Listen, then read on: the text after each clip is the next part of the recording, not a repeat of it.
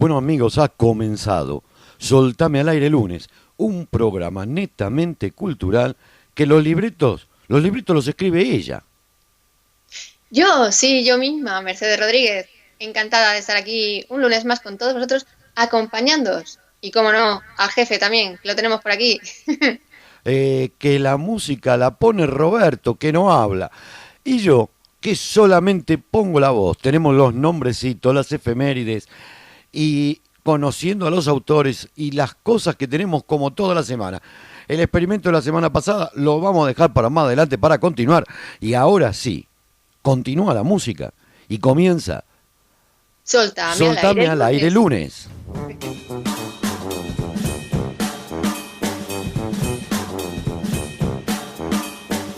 Y ahora sí, ha comenzado el programa Soltame al aire, el lunes dedicado especialmente al día 28 de abril, que es el número 118, centésimo decimotario, día del Otavio no, año. octavo. Ah, no es otario, bueno, octavo. Día del año en el calendario gregoriano.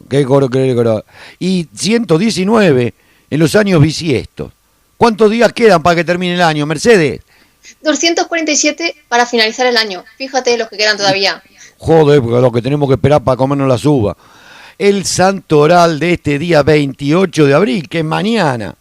Bueno, que Lo van a... tenemos unos nombrecitos. Vamos, Sí, vamos, que hay cada uno por listo. ahí. A ver, dale. Contanos los nombres que tenemos.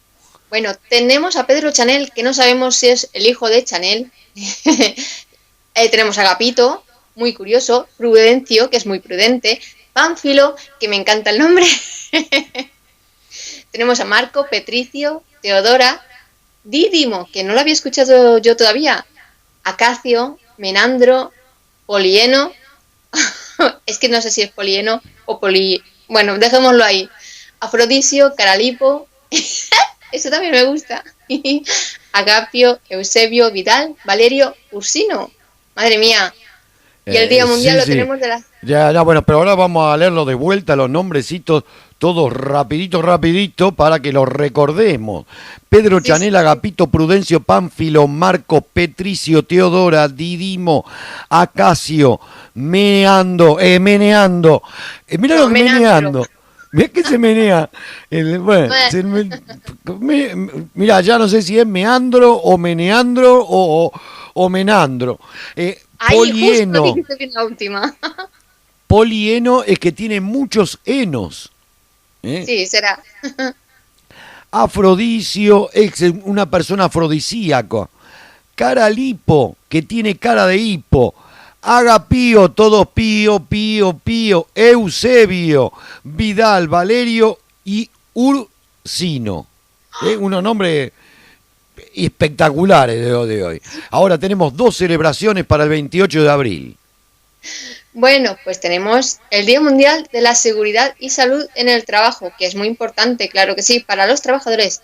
Y, como no, el Día del espera, del bacteriólogo y del laborista clínico. O sea que hay que cuidarse de las bacterias y de todo. Claro, todos los bacteriólogos y todos los laboratistas clínicos es el día el 28 de abril. Saludo a Nahuel Esteban Sansol, que es laboratista o labura en el dentista. Yo no lo sé muy bien cómo es. Ahora le pedimos a Roberto que nos ponga una canción y seguimos con el programa de hoy.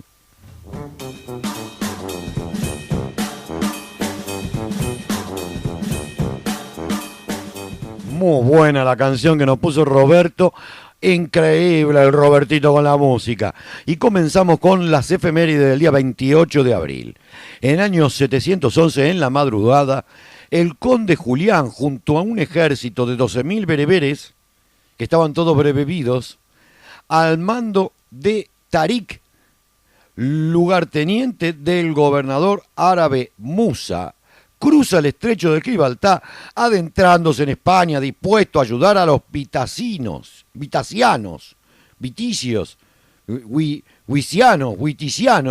enemigos del rey visigodo Rodrigo. 3 meses más tarde, y a orillas del río Guadalete, en Cádiz, derrota a don Rodrigo, el turco este, el árabe este, abriendo las puertas de la dominación árabe en España, que durará 7 siglos. Terrible. Duró muchos siglos. Sí. Y en el año 796, en Córdoba, España, tras la muerte de Hisam I, su hijo de Al-Hakam I, es proclamado rey. Emir. Emir. Y ahí lo llamaban a él. Entonces por eso le pusieron Emir. Porque él se llamaba Al-Hakam primero. Todos le decían primero porque era más cómodo, ¿no? En el año 1503, en la batalla de Cerriñola, la tropa española al mando del gran capitán derrotan a las francesas al mando del duque de Nemours durante la Segunda Guerra de Napoleón, en lo que hoy es la ciudad de Cerguiñola. Bueno, toda la gente que lo conoce por ahí la conoce. En aquel entonces una pequeña villa sobre un cerro y protegida por un foso y un talud levantado por las tropas españolas allí acantonadas. Cerviñola, ahora le pone otro nombre, cada vez lo escribe de una manera distinta. Marca el inicio de la economía española, impuso los campos de batalla europeos hasta la derrota de Rocroi en 1646. Una de las características más sorprendentes de la batalla fue la extremada rapidez con la que se desarrolló. Desde la primera carga francesa hasta la rendición, apenas transcurrió 1 hora. Uy, fíjate qué rápido fueron, ¿no? Madre mía. Ni siquiera la disfrutaron. Ya te digo. En el año 1611, en Manila, Filipinas, se funda la Universidad de Santo Tomás. Mira qué bien. ¿Qué tomás? Pues de momento agua. Y luego ya veremos. En 1686, en Inglaterra, Isaac Newton publica el primer volumen de los Principia. Philosophy Naturalis Principia Mathematica se llamaba en inglés, más conocido por los Principia, donde describe la ley de la gravitación universal y estableció las bases de la mecánica clásica mediante las leyes que llevan su nombre, las leyes de Newton. Todas las conocemos en la escuela que nos estudiaron. Claro que sí. Su publicación se había demorado enormemente dado el temor de Newton a que otros intentaran apropiarse de sus descubrimientos. Sin embargo, Edmund Halley, el del cometa y el de las motos después, y el que tocaba rock and roll, presionó a Newton hasta que la publicara. Y claro, lo dejó todo presionado a Newton, lo apretaba por todos lados. Y él decía, es la gravedad. Dice, no, soy yo, Halley, que te estoy presionando. Newton se lo agradece por en las primeras páginas del libro. Los 3 libros de esta obra contienen los fundamentos de la física y astronomía, escritos en el lenguaje de la geometría pura. Totalmente aburrido.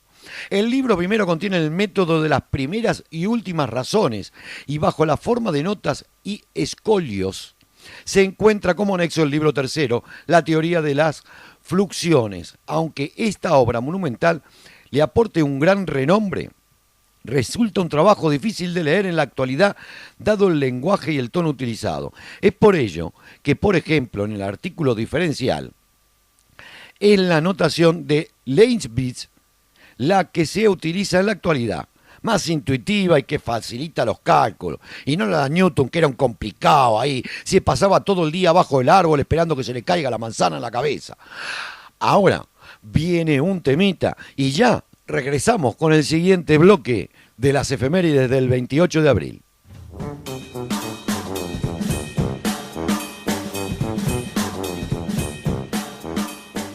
Bueno, ya estamos aquí de vuelta en el programa Soltame al Aire. Como no, gracias Roberto por la magnífica canción que has puesto, que tiene mucho ritmo. Y ahora sí que nos va a deleitar esta efeméride, en el año 1832, que nos cuenta lo siguiente. En España se sustituye la horca por el garrote vil como instrumento de ejecuciones. El garrote vil o garrote fue una máquina utilizada para aplicar la pena capital. Fue utilizado en España y estuvo vigente legalmente hasta desde el año 1820 hasta la abolición casi total de la pena de muerte. Al aprobarse la Constitución Española del año 1978, estuvo vigente con severas restricciones hasta el año 1995. Y cuando se abolió definitivamente en ese año. También fue utilizado en las colonias españolas de Cuba, Puerto Rico y Filipinas. El mecanismo del garrote es su forma más evolucionada y que consistía en un collar de hierro atravesado por un tornillo acabado en una bola que al girarlo causaba a la víctima la rotura del cuello. La muerte del reo se producía por la dislocación de la apófisis odontoides. Es difícil el nombre, pero vale, se explica lo han entendido, lo hemos entendido todos. Si la lesión producida aplasta el bulbo o rompe la cervical con corte medular, se produce un coma cerebral y la muerte es instantánea. Por eso esto depende en gran medida de la fuerza física del verdugo y la resistencia del cuello del condenado. Y la experiencia demostró que raramente sucedía así. La muerte solía sobrevenir por estrangulamiento, resultante de una serie de lesiones laringeas o oideas, y en múltiples casos se daban en los que se alargaba la agonía del condenado.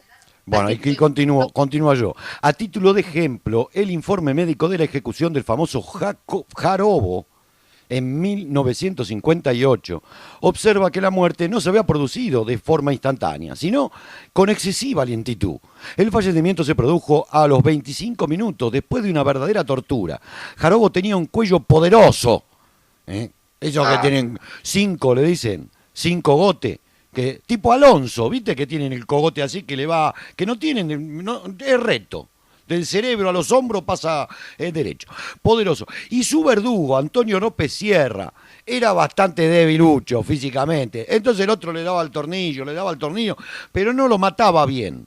Lo mataba ahí y no era lo mismo. Entonces, pero digamos que hasta el año 1995 el garrote vil estuvo dentro de la legislación española. Es terrible.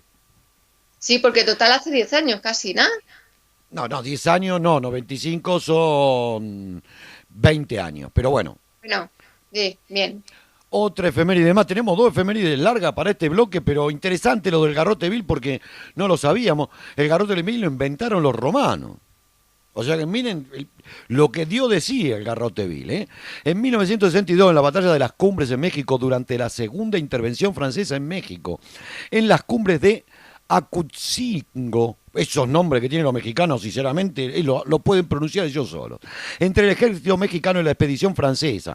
El combate se lleva a cabo en virtud de que los franceses, careciendo del apoyo que podrían tener de España o Inglaterra, miembros de la Triple Alianza, pues sus contingentes ya se habían retirado ante la habilidad diplomacia mexicana.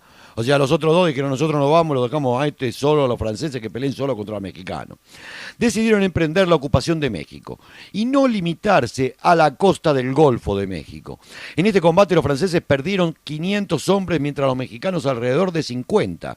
A pesar de este primer enfrentamiento, los franceses prosiguieron con su avance hacia el interior de México, pues lograron destruir las baterías mexicanas a una costa de muchos hombres. Aunque el resultado de la batalla conservó la arrogancia del mando francés, el general conde de Lorence debió comprender por la tenacidad mostrada por los mexicanos en su defensa de su patria.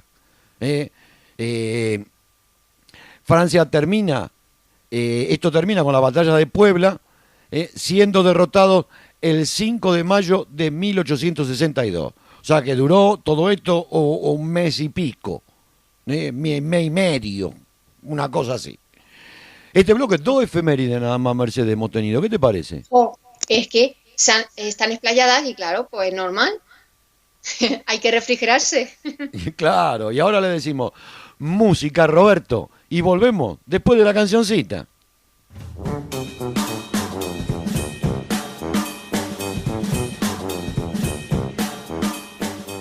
Gracias, Roberto. Ya estamos aquí de vuelta en las efemérides. Y ahora vamos con el año 1873, que en Perú nos cuenta que se instaura el nuevo departamento Apurímac, que comprende las provincias de Abancay, Andahuaylas, Aymaraes, Chincheros, Antamamba, Contabamba y Grau. Ese es el más fácil. Unos nombres facilísimos ahí en Perú, sí. También. Estos peruanos le ponen cada nombre. En 1877 en Londres, Inglaterra, se funda el Chelsea Football Club. En 1877 también en Londres, Inglaterra, se inaugura el estadio, el Stamford Bridge. Stamford. Debe ser el estadio del Chelsea, ¿no? Yo de fútbol no sé mucho, pero seguro. Por ahí andará la cosa así. Sí. Sí, dama, adelante. En el año 1887, en Francia, se realiza la primera carrera de automóviles de la historia.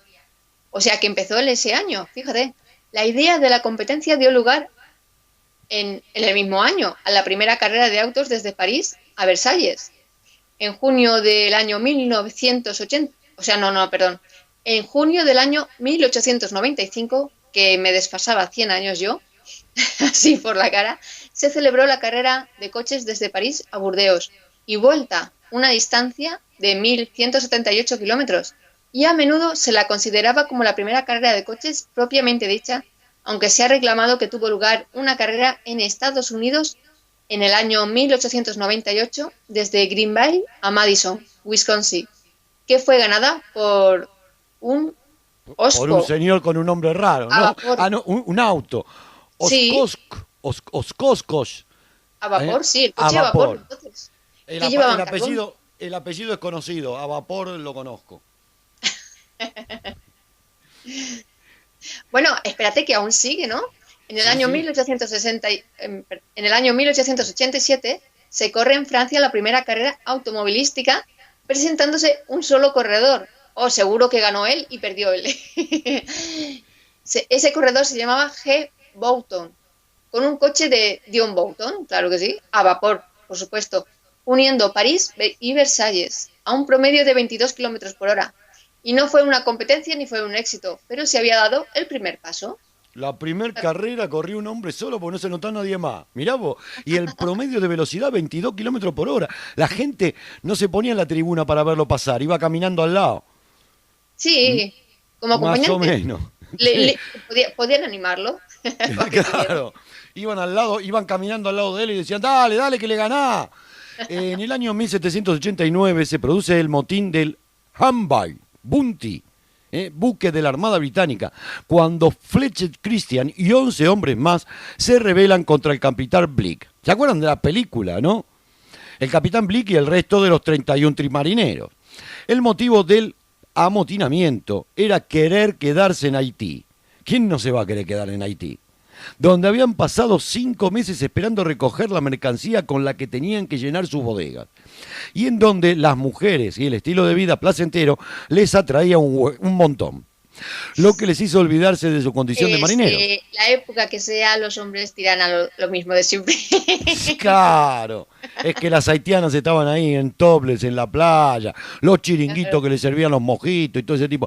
Una vez en el camino de regreso a Inglaterra, los amotinados embarcan al capitán junto a 18 marineros leales en un bote provisto de una vela y un sextante y un reloj. Los otros 13 marineros leales al capitán tendrían que permanecer a bordo del Bounty por falta de espacio en el bote. Si no, podía meterlo todo en el bote, pues no entraban. Bill realiza las años de la navegación al llegar después de 41 días a la isla de Timor, por donde pasan barcos ingleses. Habían recorrido 3.600 millas y perdido un solo hombre en un enfrentamiento con nativos hostiles en una isla donde intentaron recalar para recoger agua y víveres. La película El motín del Bounty, ¿te acuerdas? ¿Qué es esa película? Sí, lo he visto un montón de veces, o sea que está genial. Y claro, sí, lo que tú dices. En fin, vamos a la siguiente efeméride. En el año 1893, en Nicaragua se produce un levantamiento militar, fíjate. Y se quedaron todos los militares levantados en Nicaragua. Sí, se cansaron, claro. Sí, no se sentaron nunca más. No. Bueno, ahora vamos a una canción y volvemos en nada. En nada.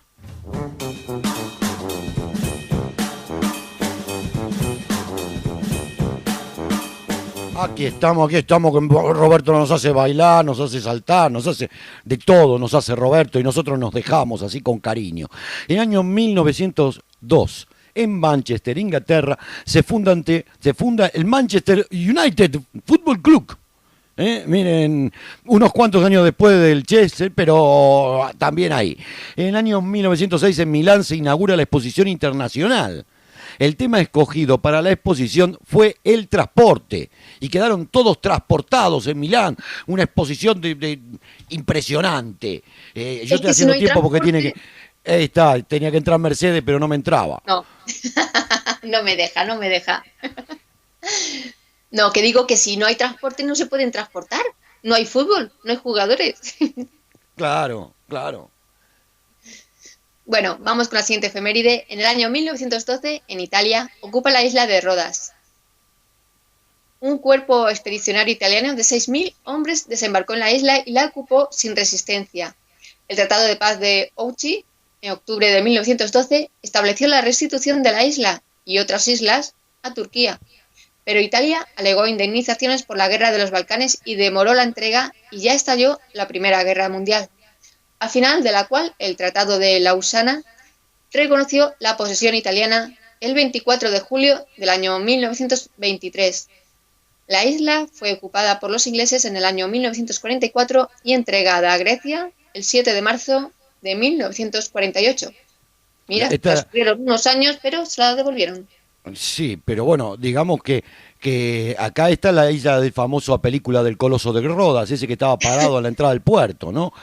Y bueno, pasó de mano en mano como la mala moneda, era, ¿te acordás? Como la canción esa, ¿no? Ya te digo. Dios mío. Sí. En el año 1921, en La Habana, el ajedrecista cubano José Raúl Capablanca se proclama campeón mundial de ajedrez al vencer al alemán Emanuel Lasker por su genio precoz de Capablanca, ¿no? Fue apodado el Mozart del ajedrez y por el aura de invencibilidad en su época dorada se lo llamó la máquina del ajedrez. Perdió el título en el año 1927, 6 años tuvo el título de campeón del mundo de ajedrez, impresionante, ¿eh? Y tenemos otro club de fútbol, 1929 en Ecuador se funda el Club Sport Emelec, que ni lo conozco, pero bueno, está ahí. Sí, estuvo ahí. No sabemos si está ahora actualmente, pero sí está ahí. Bueno, en el año 1934 en España, Ricardo Samper es elegido presidente del gobierno de la Segunda República Española. Nada más y nada menos. En el año 1935 en Moscú se inaugura el metro. Uy, qué bien. Ya tenía el metro en ese año. Con un recorrido de 82 kilómetros. También conocido como el Palacio Subterráneo. Hoy es el primero del mundo por densidad de pasajeros.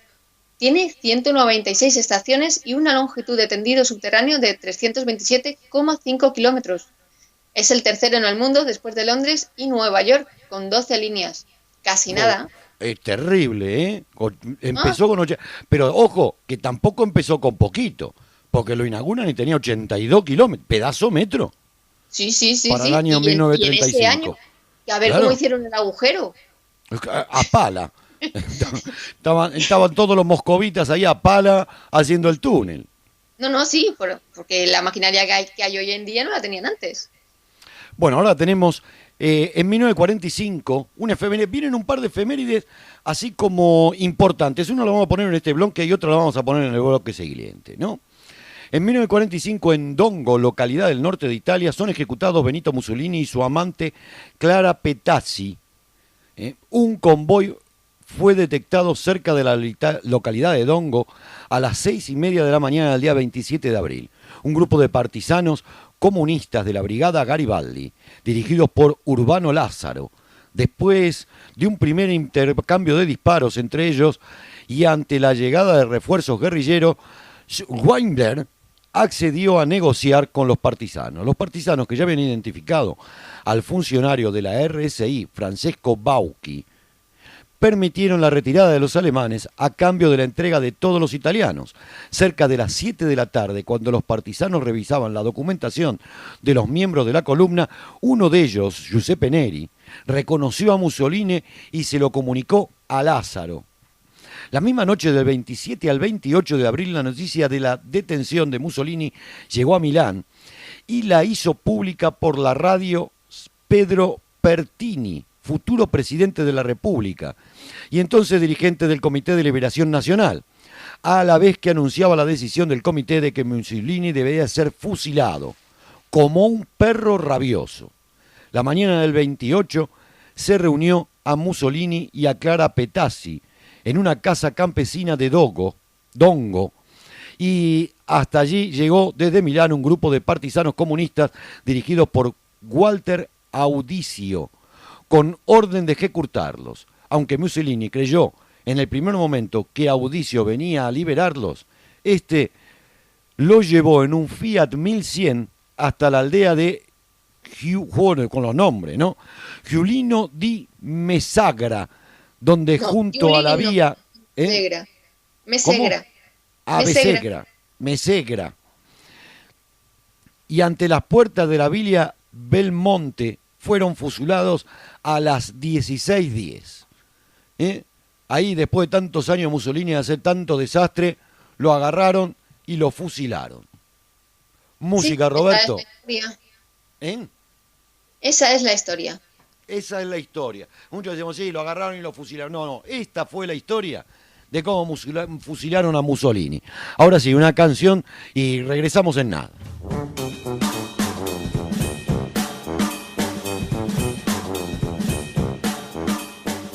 Bueno, ya estamos aquí de vuelta, bailando, como no, con la música de Roberto. Eso sí, como no tenemos lucecita roja, nos hace señales con la mano. Qué bien, qué lindo que es Roberto, ¿verdad?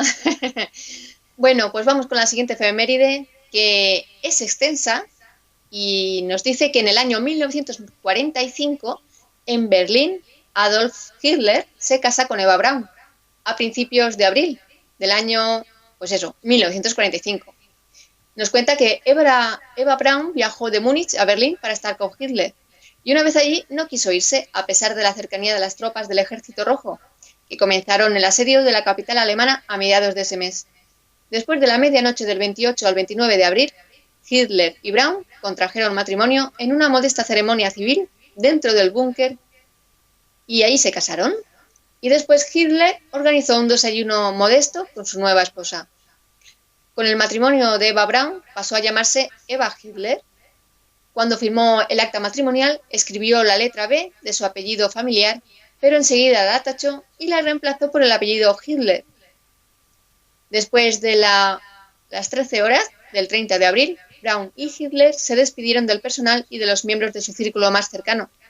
Y aproximadamente un par de horas después, varios testigos afirman que oyeron el sonido de unos disparos, por lo que tras esperar unos minutos, dos asistentes del Führer entraron en el pequeño estudio y se encontraron los cuerpos sin vida de Eva Braun y Adolf Hitler sobre un sofá. Ella había ingerido una cápsula de cianuro y él se había pegado un tiro en la sien derecha con su pistola. Los cuerpos se subieron por las escaleras y se sacaron del búnker por la salida de emergencia, hacia el jardín situado detrás de la Cancillería del Reich, donde fueron parcialmente incinerados, y Eva Braun tenía tan solo 30 años cuando se suicidó. Claro, historia, estábamos... ¿no? Dos historias terribles.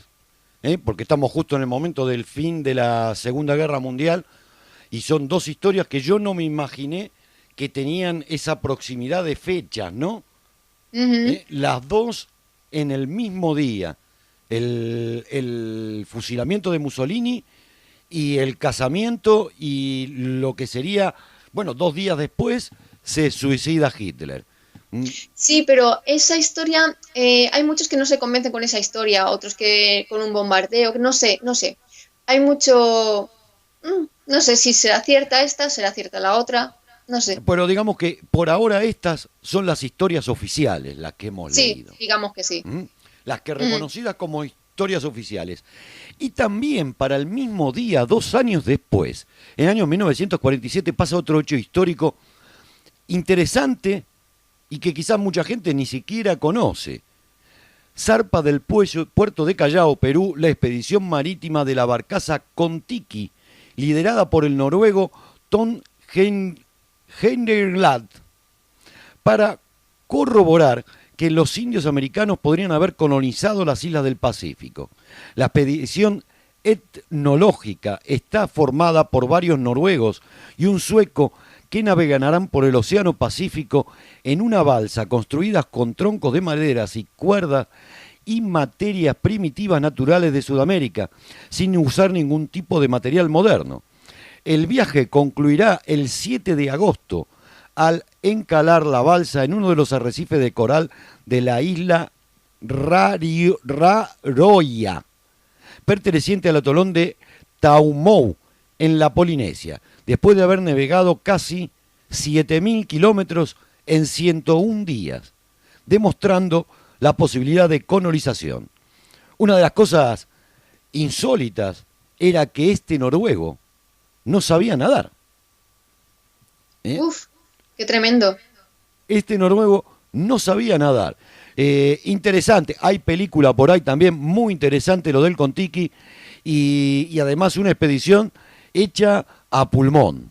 No como esa que tienen apoyo de alguien, no, aquí estos salieron a pulmón y se la jugaron entero. Las últimas del bloque, Mercedes. Pues en el año 1958 nos dice que 157 kilómetros al noreste del atolón, en Eniwetok, Islas Marshall, en el medio del Océano Pacífico, en un globo aerostático a 26,2 kilómetros de altitud, Estados Unidos detona su bomba atómica Yucca de 18 kilotones y es la primera de las 35 bombas de la operación Hardtack. Primera. Es la bomba número 122 de las 1127 que Estados Unidos detonó entre el año 1945 y 1992. Madre mía. Por eso tenemos tanta bomba que siempre nombramos, ¿no? Porque fueron 1127 bombas que nos contaminaron. Impresionante. Madre mía. Y bueno, la última de este bloque es en el año 1959, en La Habana, se funda la institución cultural Casa de las Américas. Muy importante también. Que sirve para difundir todo lo que es cultura americana y unir Cuba con el resto de América, América Latina. No con Estados Unidos, con América Latina. Podrá ser que ahora se dediquen a Estados Unidos después de esto que se están haciendo amigos, pero va. Bueno, ahora, siempre viene bien. Siempre viene muy bien que se unan. Exacto. Ahora, temita y ya regresamos.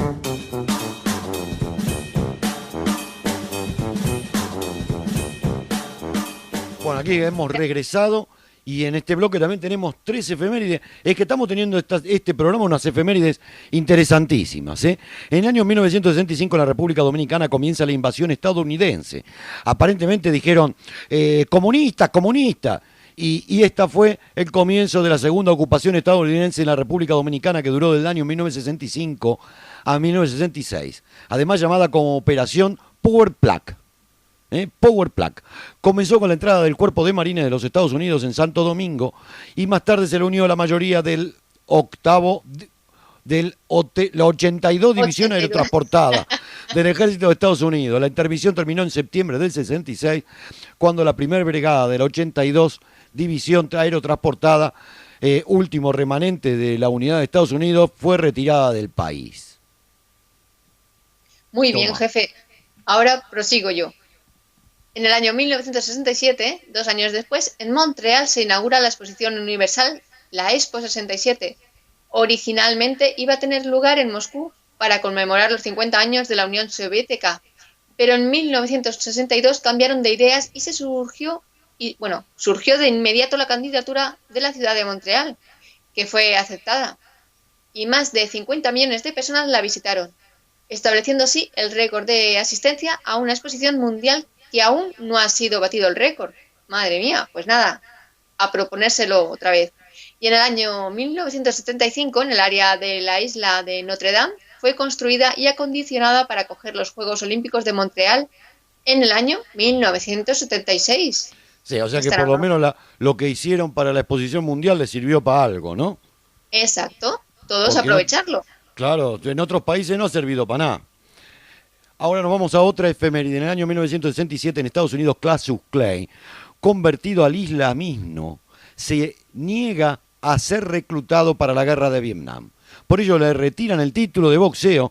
Desde que se pronunció la sentencia, Muhammad Ali se mantuvo dando conferencias en las escuelas en las que daba a conocer su punto de vista personal sobre diferentes tópicos, en especial sobre su posición a la guerra de Vietnam.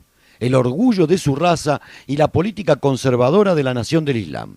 Se sabe que por las conferencias ganaba dinero, pero sus opiniones, que respaldaban la causa antibélica de los años 60, influyeron a los demás atletas afroamericanos que realizaron protestas antirracistas en instituciones educativas y específicamente a los que deseaban boicotear su asistencia a los Juegos Olímpicos de México 1968. Por otro lado, se estima que en el período perdió unos 4 millones de dólares por las peleas que no disputó. Y bueno, la última palabra sobre el destino de Ali quedó en manos de la Corte Suprema, que admitió el caso el día 19 de abril del año 1971. Uy, 2 días después de nacer yo, fíjate. En el 28 de junio, se dio a conocer la resolución final a su favor. La Corte dejó sin efecto el alistamiento por un vacío del Departamento de Justicia que no especificó la razón por la que se negaba la objeción de conciencia. Dicha sentencia se pronunció en un momento oportuno para el boxeador, pues su popularidad se había incrementado mientras que el apoyo a la guerra en Vietnam disminuía. Posteriormente sucedió un gesto de reconciliación con las autoridades gubernamentales, ya que tras la victoria sobre Foreman, el mismo presidente Gerald Ford le invitó a la Casa Blanca. La historia de Cassius Clay es una historia súper interesante, ¿eh? Cuántas cosas interesantes que pasaron en el mes de abril, en estas fechas de abril en el mundo. Increíble, ¿eh? Sí. Ahora nos vamos a una canción, Mercedes. Se las pedís vos, Roberto, pero pedíselo bien, porque a ver si a vos te pone algo bueno. Bueno, le está poniendo la música genial. Lo que pasa que, bueno, a ver si nos pone una cosita con más marcha. Venga, ahí, a mover el cuerpecito. Esas caderas ahí.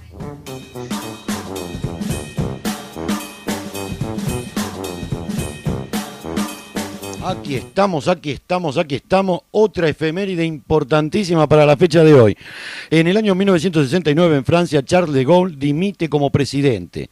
En la etapa final de su gobierno se enfrentó al recrudecimiento del conflicto social que deriva del denominado Mayo francés. O sea, que de Gaulle, además de aguantarse la Primera Guerra Mundial, la Segunda Guerra Mundial, estuvo en el medio del Mayo francés.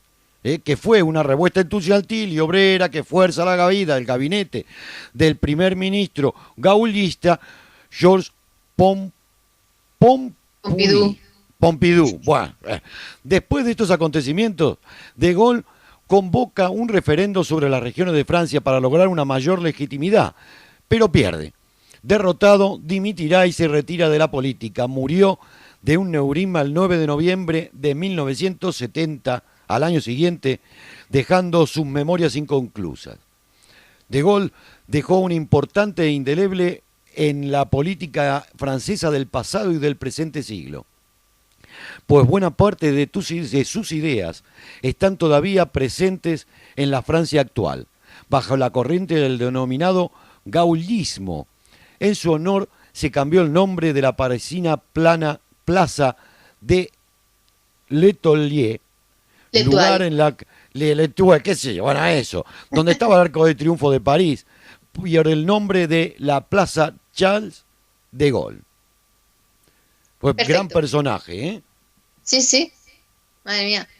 En el año 1977 en España son legalizados los sindicatos de UGT, USO y comisiones obreras.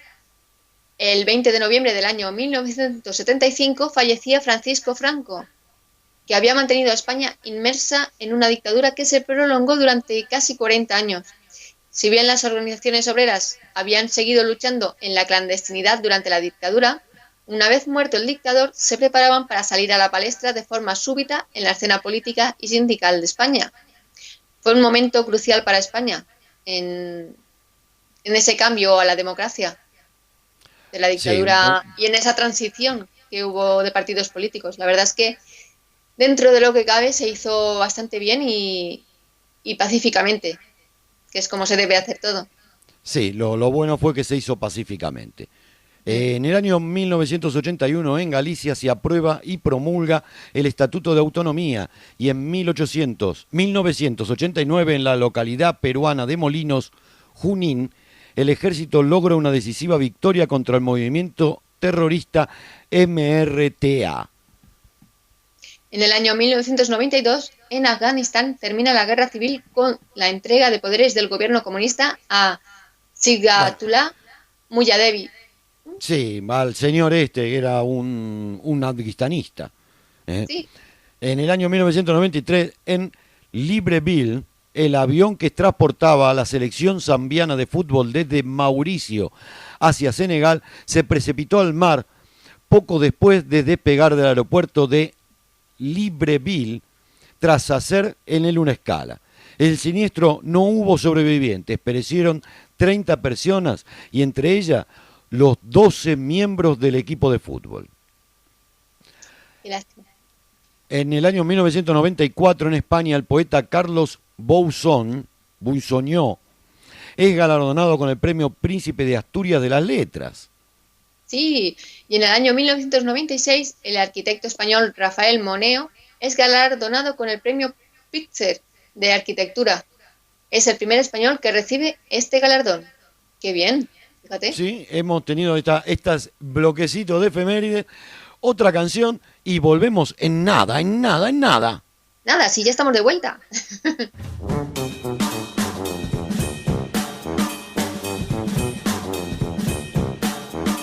Soltame al aire lunes, un programa netamente cultural, aquí en launiversalradio.com. En el año 1999 en Moscú declara el Día Mundial en Moscú. ¡Oh, Dios mío! En el año 1999... palabras ya. Sí, me invento, ya veo cualquier cosa. En el año 1999 en la ONU declara el Día Mundial de la Seguridad y la Salud en el Trabajo.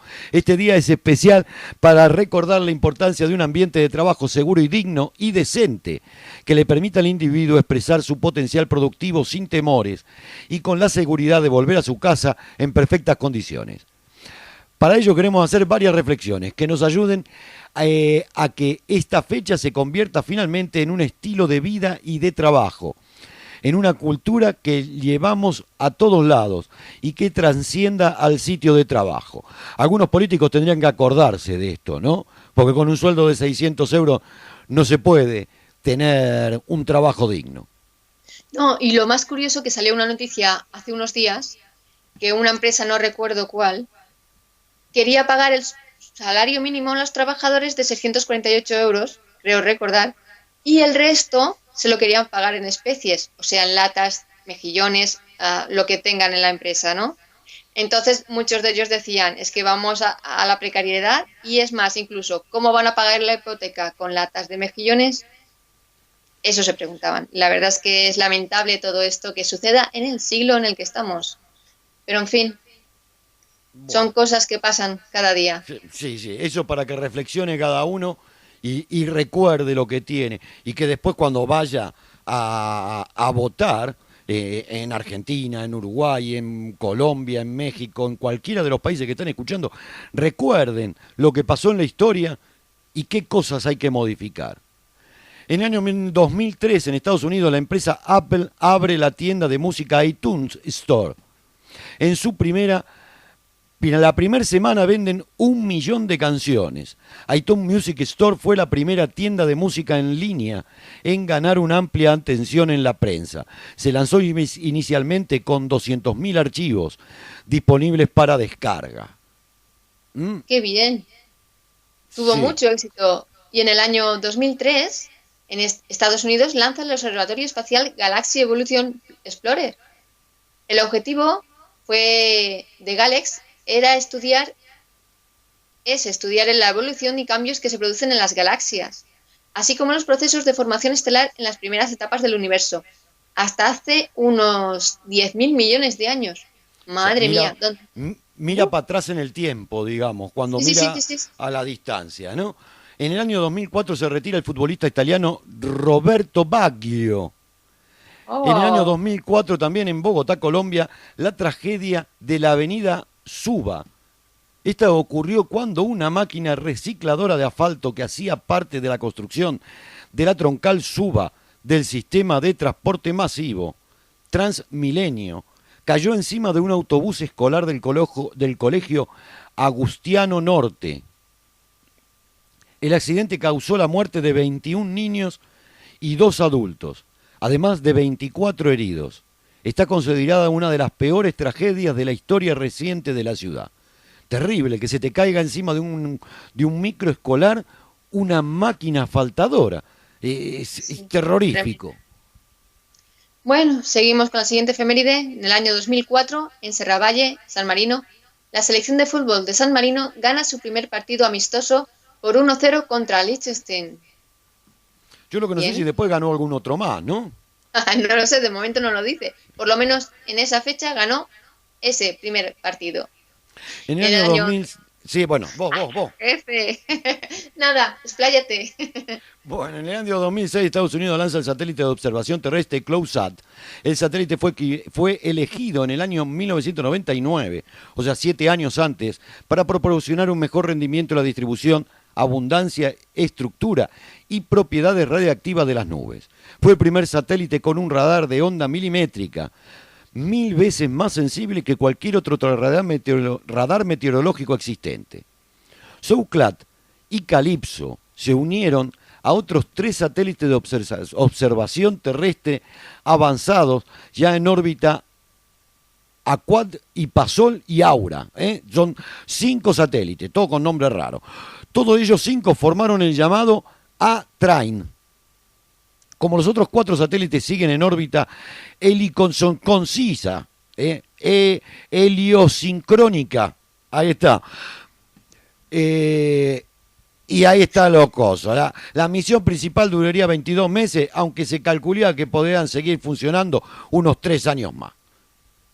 Listo, muy bien. Que hay mucha cosa por allá arriba, porque parece que no, pero aunque es grande, la están llenando de satélites y de todo. Bueno, con la siguiente efeméride, en el año 2008 nos vamos a Madonna, que lanza su 11º álbum de estudio Hard Candy. Y en el año 2011, para finalizar la efeméride, la poetisa cubana Fina García Marruz es galardonada con el premio Reina Sofía de Poesía Iberoamericana. Casi nada. Y bueno, casi nada. Y hasta aquí fueron las efemérides del día de hoy. Ahora viene Mercedes solita a hacer conociendo a los autores. Mercedes. Sí, y ahora mismo ya me estoy preparando, ya estoy preparada. Listo, un cambio de cortina y comienza conociendo a los autores.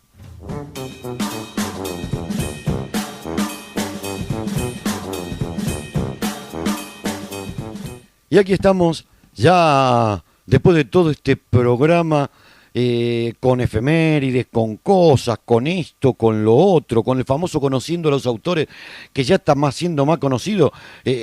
Toda la gente en la calle, el otro día en el metro, y una señora le decía a la otra, ¿escuchaste a Mercedes en Conociendo a los Autores del lunes? Claro, porque se está haciendo famosísima. No, eso no sé yo, Te paran en la calle para decir, ¡ay, vos sos Mercedes! Decime lo de la sonrisa, no te olvides de sonreír. Todo el mundo está con eso. Sí. Claro que sí, hay que ser felices, aunque sea el sol, no salga, se nuble, llueva o nieve. Siempre hay que ser o intentar ser feliz. Sí, no se olviden todos ustedes que este programa existe porque ustedes están ahí. Si ustedes no están ahí, no vale la pena. Así que, si te interesa la cultura, si te interesa, hacete un huequito. Son 2 horitas a la semana. Y si no lo podés escuchar en vivo, escuchalo en diferido. Soltame al aire el lunes, en launiversalradio.com, un programa netamente cultural. Porque la loca es Mercedes. Ay, ya estamos. ¿A que no vuelvo la semana que viene? No, pero si yo soy una persona totalmente cuerda. No, yo soy la cuerda, los demás son los locos. Y no miro a nadie. En fin, bueno. ¿Qué le vamos a hacer? Tener un jefe así no se puede hacer más. Muchas gracias, corazones, por estar ahí.